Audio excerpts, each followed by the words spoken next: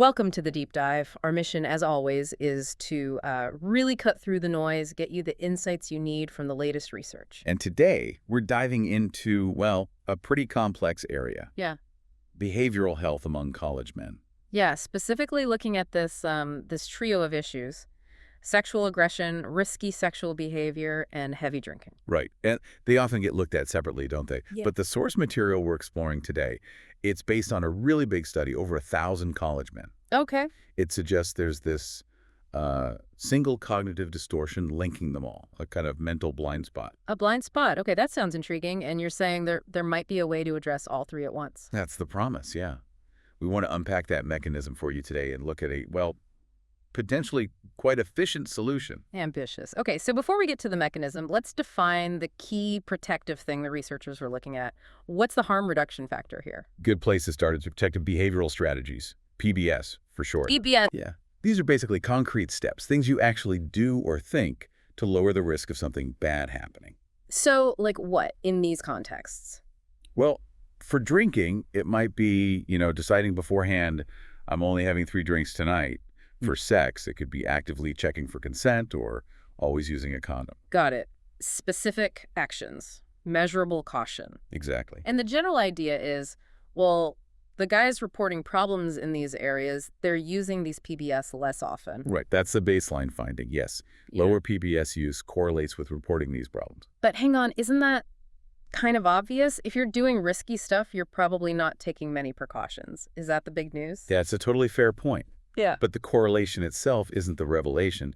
It gets interesting when you ask about peers. Oh. Okay. The researchers, they surveyed 11,121 college men, asked about their own PBS use, sure, but also asked them to estimate PBS use for the typical college male. And that's where the distortion comes in. That's exactly where the distortion comes in. A huge gap between what they perceive and what's actually happening. Okay, so this is the core finding, right? The big aha moment. Yeah, this is it. College men, on the whole, massively underestimate how often their peers are using these protective strategies. So they're doing these things themselves, trying to be careful. Uh-huh. But they look around and think, wow, I must be the only one. Everyone else is just going wild. They think they're the odd one out for being responsible. Precisely.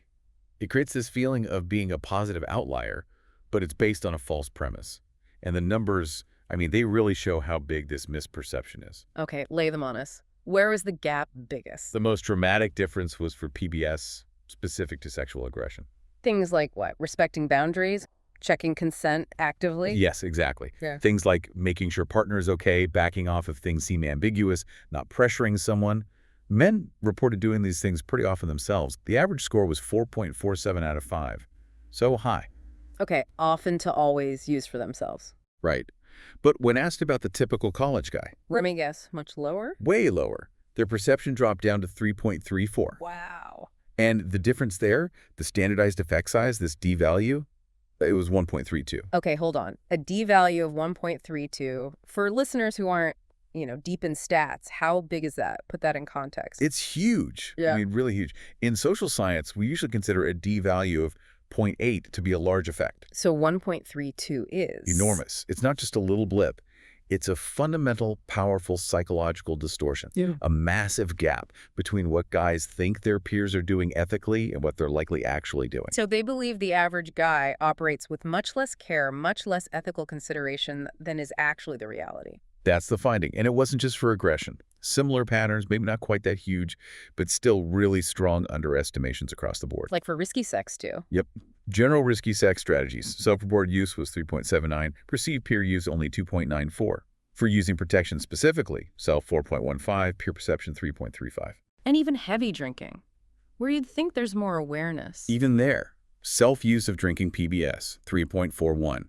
Perceived peer use, just 2.80. So the bottom line for you listening is, you're probably using these harm reduction strategies more than you think your peers are. And they probably are too. But everyone feels like they're the careful one in a sea of recklessness. Exactly. And that feeling, that false sense of being a positive outlier, that's what sets the stage for problems. So how does this misperception actually work? What's the psychological engine behind it? Well, it fits really nicely with something called social norms theory. Okay. It's a well-established idea.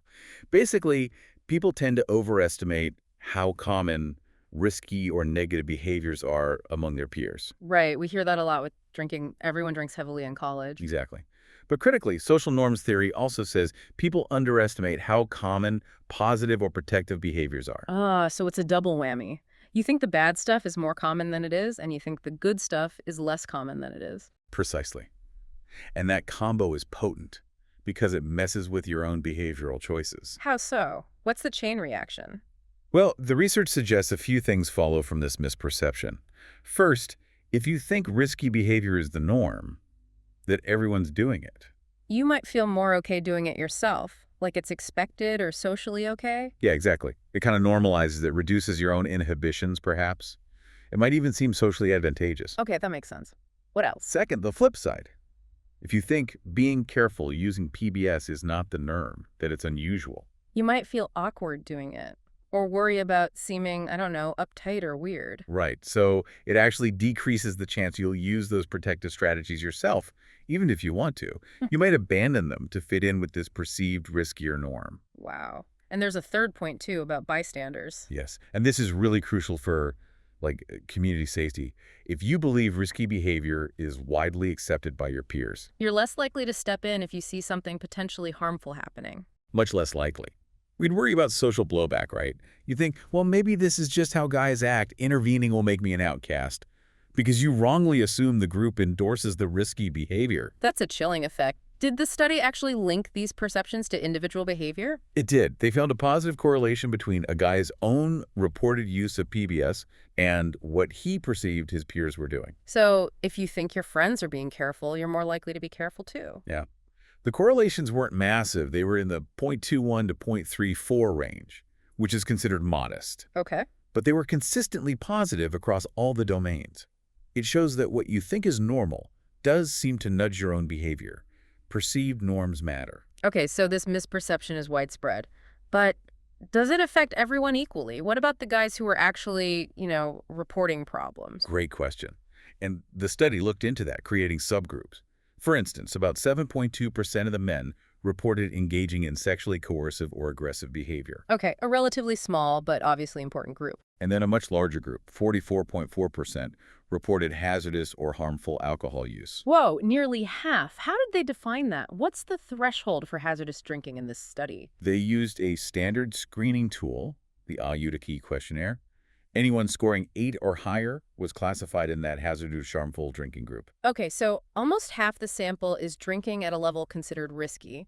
What did they find when comparing these groups to the lower risk guys? This is the second really key finding. The men reporting problems had even greater misperceptions about their peers. So the guys most at risk were the ones most out of touch with the actual protective norms. Exactly. They showed significantly larger underestimations of how often their peers use PBS, specifically in the domain where they themselves had problems. That's quite something. The people who need the reality check the most are the furthest from reality. Precisely. And it gets even more nuanced when you look at how these misperceptions spread across different problem areas. What do you mean? Did the misperception in one area, say drinking, affect perceptions about sex? Sometimes, yeah. It showed how linked these things are. For men reporting sexual aggression, the stronger underperception was pretty focused mainly just on peers' use of sexual aggression PBS. Okay, quite specific. But for men reporting risky sex, which is maybe a bit broader than specific aggression, the effects spilled over more. How so? They didn't just underestimate peers' risky sex PBS more. They also had greater underestimations of peer PBS in the sexual aggression domain and the heavy drinking domain. It was a cross-domain effect. Interesting. And the heavy drinkers. Men reporting hazardous drinking showed, naturally, greater underperception of drinking PBS. But they also showed it for risky sex PBS, specifically the protection-related strategies, like condom use. So these misperceptions aren't neatly contained. They can bleed across different types of risky behavior, potentially lowering caution in multiple areas at once. That's what it looks like. Yeah. And it leads to this really deep irony.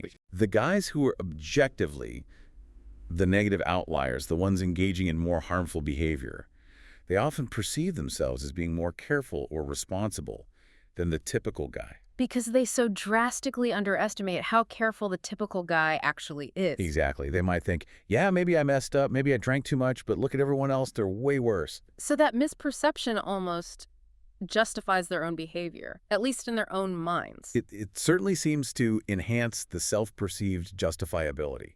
It acts like a cognitive shield, making it harder for them to see their own behavior as problematic because they compare it against this inaccurately low bar they've set for their peers. And correcting that becomes crucial for any intervention. Absolutely. You have to puncture that distorted view of the norm. Okay, so this research paints a clear picture of the problem, widespread misperceptions, especially among higher risk guys. What does it suggest we do about it?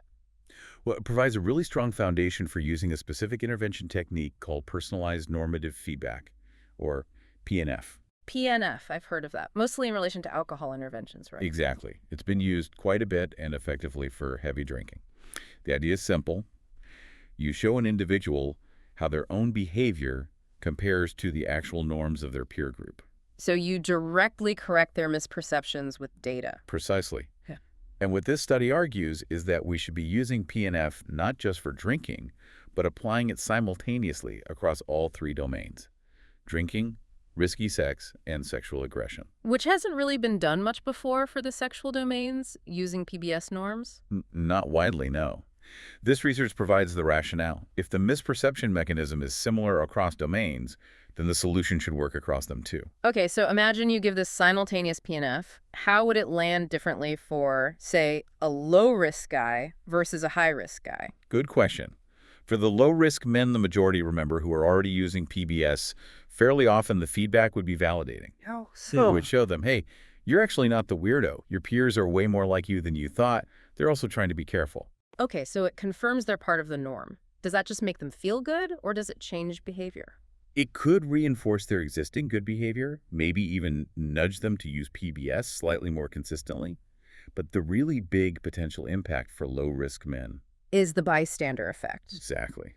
If they realize conscious behavior is the norm, they might feel much more empowered to step in if they see something risky happening. They have perceived social permission now. Okay, that's powerful. Yeah. What about for the high-risk men, the ones with the biggest misperceptions? For them, the feedback is likely to be, well, more confronting. Because it directly challenges their self-perception. Right. They'd see clear data showing their peers engage in harm reduction strategies much, much more often than they do. So it bursts that bubble, that justification of everyone else is worse. It aims to, yes. It forces a kind of cognitive recalibration. The hope is that seeing themselves as a negative outlier in terms of caution might motivate them to increase their own PBS use, or at least make them hesitate more before acting aggressively or engaging in risky sex without protection. It removes the excuse. That's the goal. Now, we should definitely touch on limitations. No single study has all the answers. What did the researchers flag as needing more work? Absolutely critical to mention. One big one was the sample demographics. The study participants were predominantly white and heterosexual men. So we need to know if these findings hold up across more diverse groups of college men. Definitely. Generalizability is key. We need research with broader samples to see if these patterns of misperception and the potential effectiveness of PNF are similar across different racial, ethnic, and sexual orientation groups. Makes sense. What else? The study design was cross-sectional, meaning it was a snapshot in time. So it shows correlations, misperceptions are linked to risk behavior, but it can't definitively prove that the misperception causes the behavior. Exactly. To really nail down causation, you need longitudinal research.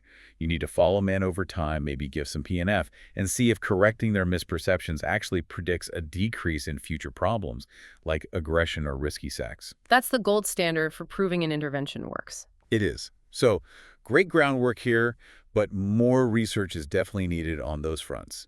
#OutTrackOutro. Okay, let's wrap this deep dive up. What are the main takeaways for our listener? I think there are three core findings to really hold on to. First, college men, as a group, significantly underestimate how often their peers are actually trying to be safe using PBS for drinking, sex, and aggression prevention. It's a massive shared blind spot about positive behavior. Right. Second, the guys who are already engaging in higher risk behaviors, they have the biggest blind spots. Their underestimation of peer PBS is even more pronounced. Which, ironically, helps them rationalize their own actions. Seems that way. And third, there's a real link, albeit modest, between what you think your peers do and what you do yourself. Perceiving protective norms seems to support protective behavior. So tackling that misperception, maybe through PNF, looks like a really promising avenue for intervention across these linked issues. It does. It targets that cognitive mechanism directly. Which leaves us with one final thought for you to chew on, something provocative. Yeah, building on this. We know alcohol in certain contexts, like parties or bars, are heavily involved in both risky sex and sexual aggression incidents. Right, the environment matters hugely. So the researchers pose this next question. Do these protective behaviors, these PBS strategies, and maybe even the misperceptions themselves, do they change or even fall apart completely when someone is actually intoxicated? So is it enough to correct someone's beliefs when they're sober in a workshop? Or does the real challenge lie in finding ways to bolster protective actions in the moment, in those high-risk, alcohol-fueled situations where cognition is impaired? That's the question. Do interventions need to be more context-specific, focusing not just on changing beliefs, but on building robust, almost automatic protective habits that can withstand intoxication? A lot more to explore there. Definitely food for thought. Indeed. But for now, that's our deep dive into the source material. Thanks for joining us.